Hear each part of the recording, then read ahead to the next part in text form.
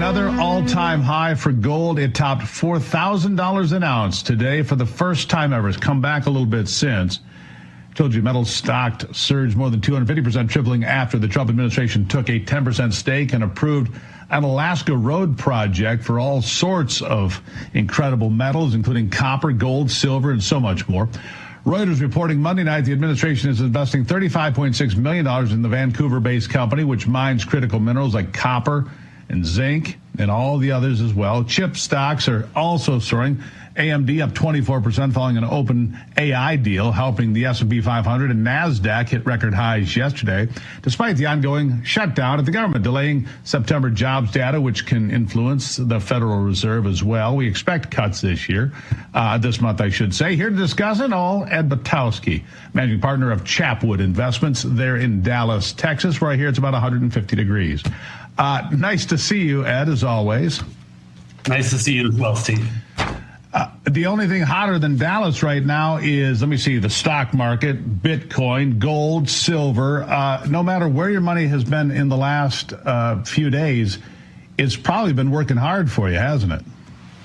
Yeah, I mean, especially gold, as you point that out. I mean, the gold trade, I think is a little frothy right now. I think that gold has gone up so much faster than it should. And also, you also have to remember that gold was always positioned as an inflation hedge. And even though inflation has come lower, gold prices have gone higher. So I don't think anybody really knows why gold is going higher. It just doesn't make a lot of sense from an economic standpoint. Well, a weak dollar will do that to you, Ed. The weaker the dollar, the stronger the gold, of course. Other commodities, though, like I look at oil prices, right?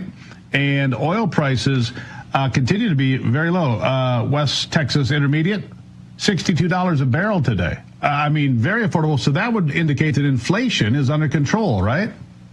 Yeah, as the government reports it, inflation seems to be under control. The only reason that we're going to see interest rates drop is because the GDP in this country is a little weak. So you have to remember that the government will lower interest rates to stimulate growth, and they only have to stimulate growth because growth is starting to sputter a little bit. So that's why we're starting to see interest rates drop, which could then exacerbate inflation. So that's something to keep an eye on. So you have to keep an eye on GDP and inflation to see where interest rates are going to go. Sure. I did see last month, you probably saw this as well, Ed, it's your job to notice these things. New housing sales up 20%, a 3-year high. That's a plus, isn't it?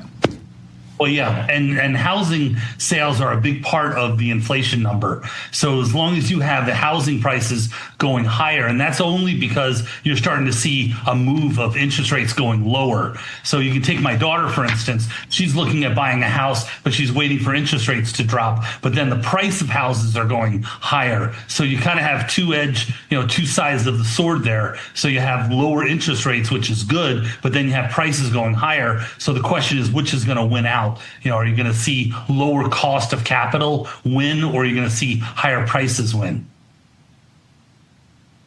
Yeah. Well, Ed, I mean, I'm going to call it mixed, because you're right. Inflation could go higher, which is not good for folks. But when the market goes higher for people that are retired and so forth, that's good news. For people that did buy gold, and boy, do I wish I had bought more. They're in pretty good shape today, but I have the feeling that maybe gold could see a correction. We'll have to wait and see. I'll give you the last word. Well, I'll tell you, I would be staying away from gold right now, and I'd be looking at interest-sensitive investments that pay income out to you. Like Pfizer is a great company to own right now. It's paying about a 6.5% dividend, and it's priced at around $23, and the value of it's around $45. Those are the types of stocks that I would be buying. Anything that pays income, because when interest rates drop, the income and the dividends that they pay look more attractive. So I'd be looking at income plus growth right now, and I would not be looking at gold. Income generating assets. That's a pretty good bit of advice, Ed. I think I'll take that. Good. Always appreciate you being here. Absolutely. Thank you.